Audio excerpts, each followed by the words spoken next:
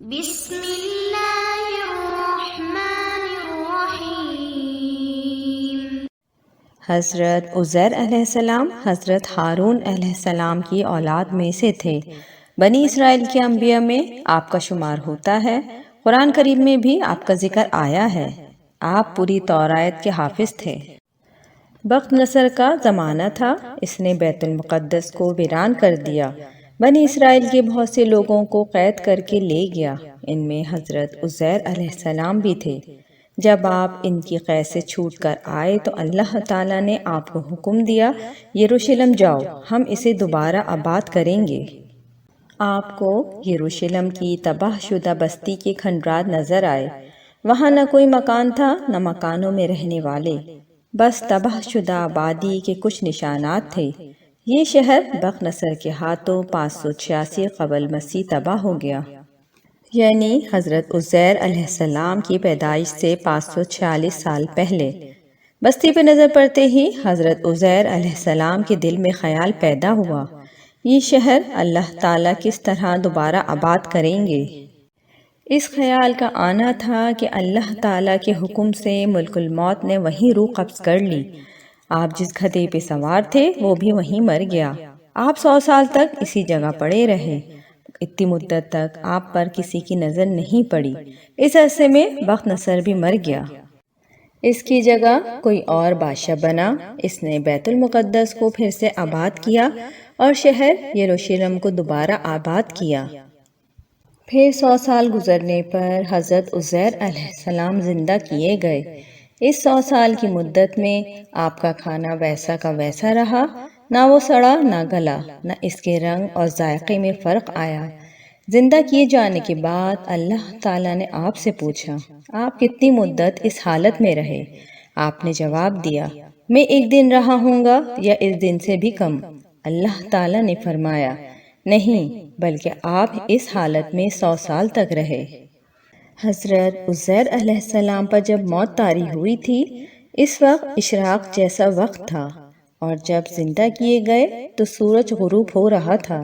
اس سے حضرت عزیر علیہ السلام سمجھے کہ 1 دن یا اس سے کم وقت تک آپ اس حالت میں رہے۔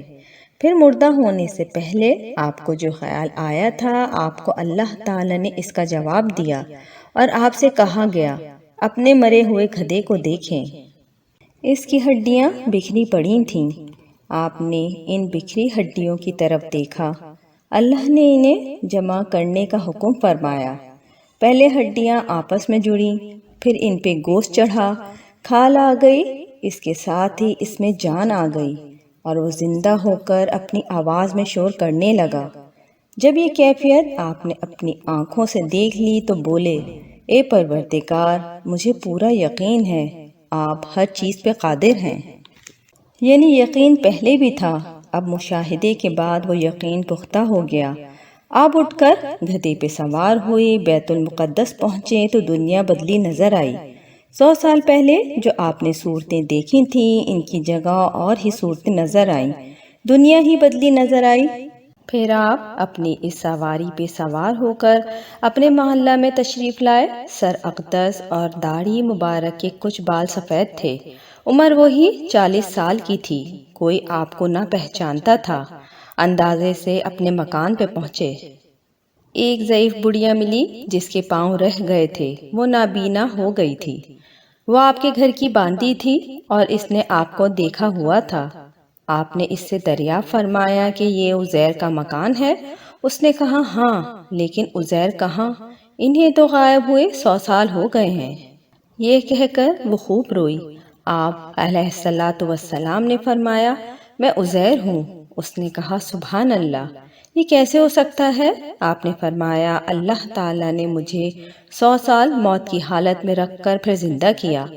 اس نے کہا، حضرت عزیر علیہ السلام جو دعا کرتے تھے وہ قبول ہوتی۔ آپ دعا کیجئے کہ میری آنکھیں دوبارہ دیکھنا شروع کر دیں تاکہ میں اپنی آنکھوں سے آپ کو دیکھوں۔ آپ نے دعا فرمائی اور وہ عورت بینا ہو گئی۔ آپ نے اس کا ہاتھ پکڑ کر فرمایا، خدا کے حکم سے اٹھ۔ یہ فرماتے ہی اس کے معذور پاؤں درست ہو گئے۔ اس نے آپ کو دیکھ کے پہچانا اور کہا، میں گواہی دیتی ہوں کہ آپ بے شک حضرت عزیر علیہ السلام ہیں۔ وہ آپ کو بنی اسرائیل کے محلے میں لے گئی جہاں ایک مجلس میں آپ کے فرزند تھے جن کی عمر 118 سال کی ہو چکی تھی، اور آپ کے پوتے بھی تھے جو بوڑھے ہو چکے تھے۔ بڑھیا نے مجلس میں پکارا کہ یہ حضرت عزیر علیہ السلام تشریف لائے ہیں۔ اہل مجلس نے اس عورت کو جھٹلایا۔ اس نے کہا، مجھے دیکھو، ان کی دعا سے میری حالت ٹھیک ہو گئی۔ لوگ اٹھے اور آپ کے پاس آئے۔ آپ کے فرزند نے کہا، میرے والد صاحب کے کندھوں کے درمیان سیاہ بالوں کا ایک ہلال یعنی چاند مبارک بنا ہوا تھا۔ جسے مبارک کو کھول کر دیکھا گیا تو وہ وہاں موجود تھا۔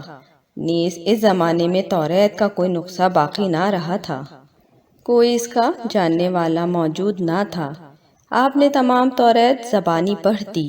ایک شخص نے کہا کہ مجھے اپنے والد سے معلوم ہوا کہ بخت نصر کی ستم انگیزیوں کے بعد گرفتاری کے زمانے میں میرے دادا نے توریت ایک جگہ دفن کر دی تھی۔ اس کا پتہ مجھے معلوم ہے۔ اس پتے پہ جستجو کر کے توریت کا وہ دفن شدہ نسخہ نکالا گیا، اور حضرت عزیر علیہ السلام نے اپنی یاد سے جو توریت لکھائی تھی اس سے مقابلہ کیا گیا تو ایک حرف کا فرق نہ تھا۔ اس طرح لوگوں کو یقین ہوا کہ یہی حضرت عزیر علیہ السلام ہیں۔ اب جو حضرت عزیر علیہ السلام نے انہیں توریت فرفر سنائی تو یہ بات ان کے بعد والوں کی تباہی کا سبب بن گئی، کیوں نہ ان کی حضرت عزیر علیہ السلام سے محبت بے تحاشا بڑھ گئی تھی، اور اس محبت نے گمراہی کی صورت اختیار کر لی۔ انہوں نے آپ کو خدا کا بیٹا ماننا شروع کر دیا۔ دوبارہ زندہ ہونے کے 50 برس بعد آپ نے وفات پائی۔